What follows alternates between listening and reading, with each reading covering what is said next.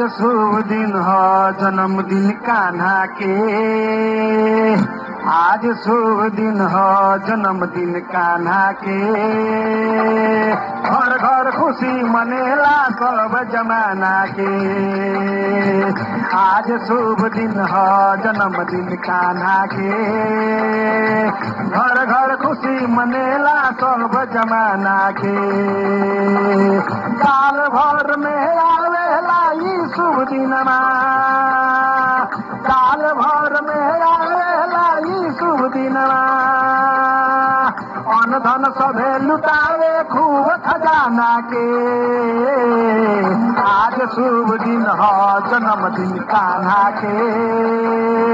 घर घर खुशी मनेला सब जमाना के।